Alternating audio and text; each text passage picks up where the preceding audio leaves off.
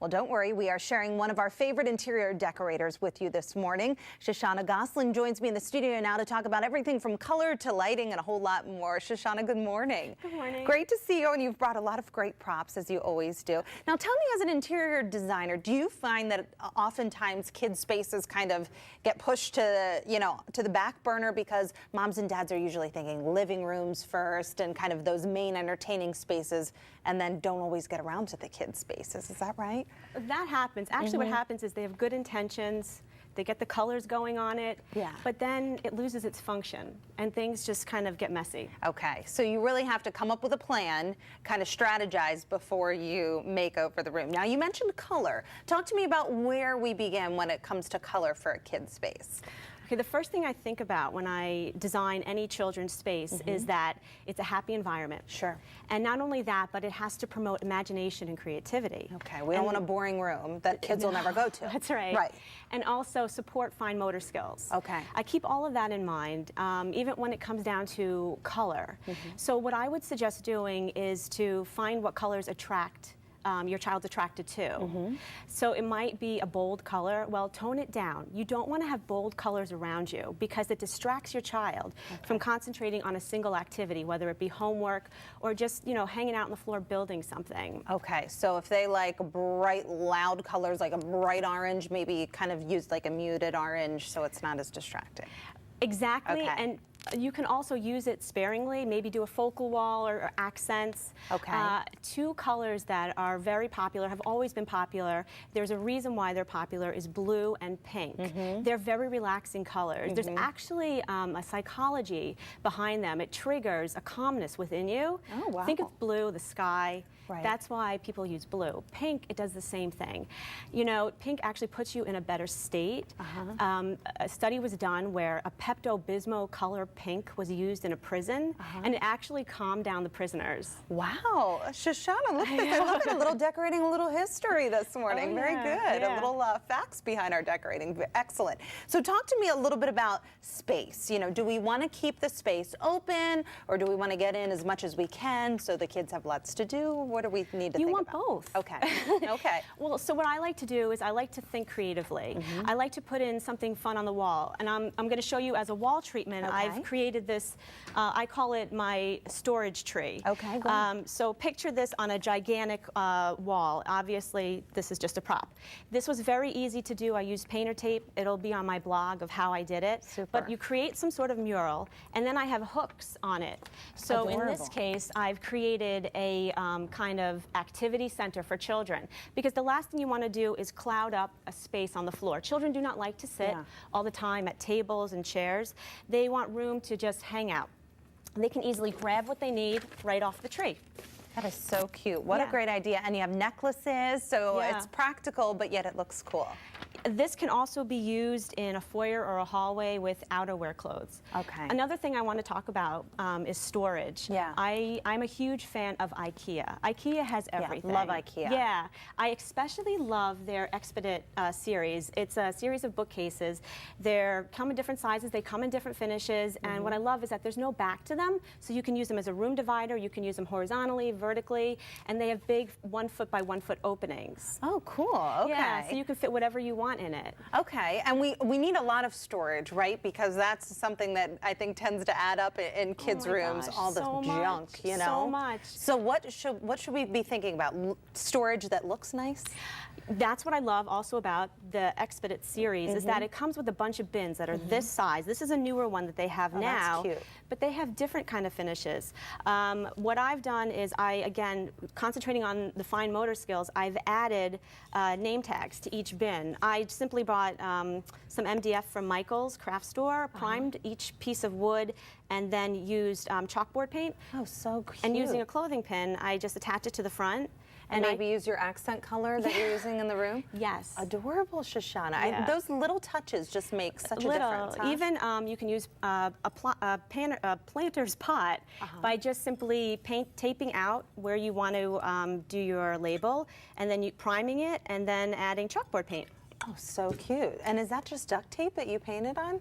Or is that something special? No, it's actually, I used painter's tape as a border. Painter's tape. Okay. As a border, and then within it, I used primer and then chalkboard tape on top of it, and then rip the painter's tape off. Oh my gosh, you are so clever. So I have one more idea that I love. Okay, great. Traditional window boxes. We're used to seeing them on the outside of homes. Very cool one too, by the way.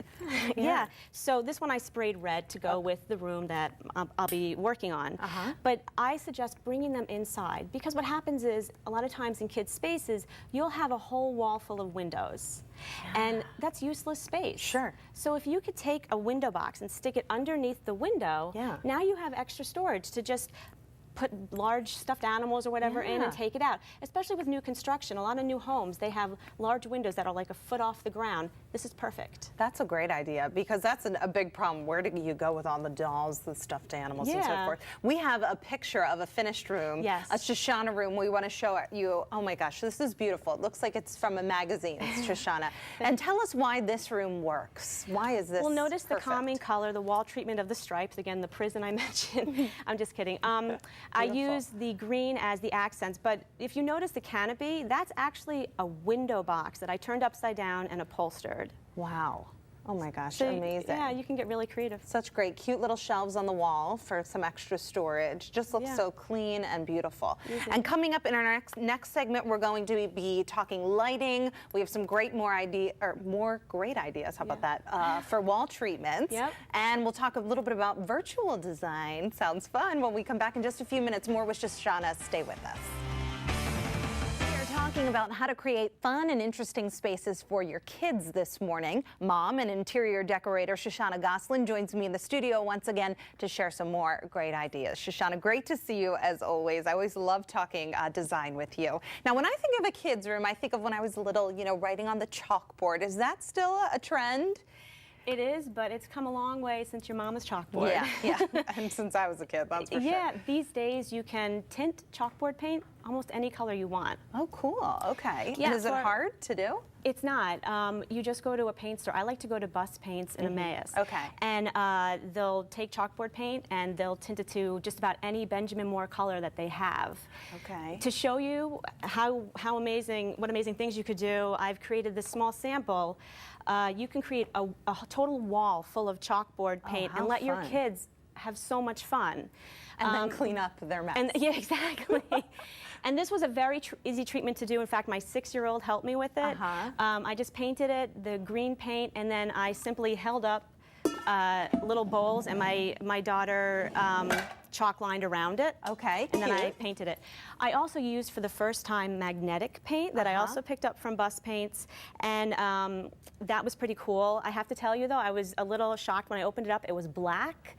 So you have to remember to prime over it before you start putting your chalkboard paint on top of it. Okay, so don't be alarmed. Now, is this something you use a lot when you're designing kids' rooms? You incorporate some sort of a chalkboard wall or something? I try. You know, I really try to sit down with the parents and the kids sometimes and get a feel for what activities they like to do. Yeah, that's great.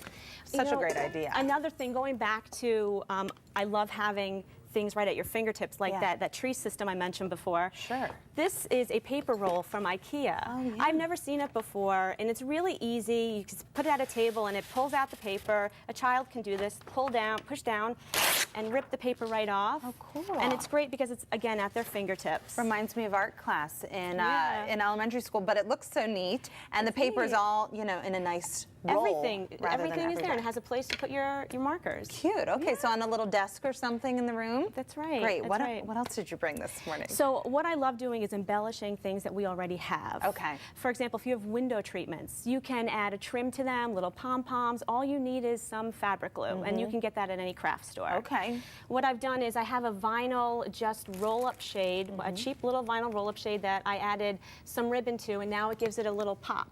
Oh my gosh, it's so cute, and it matches our light. And it matches the light. So I love also creating little nooks for reading, and sometimes you don't have good overhead light. Right. So this is a cute little way. I took a white paper lantern that you can get off the internet. I got mine at Pier 1, and I simply embellished it with ribbon. Cute. And I added this little bird cage that I pick up from Michael's for $1.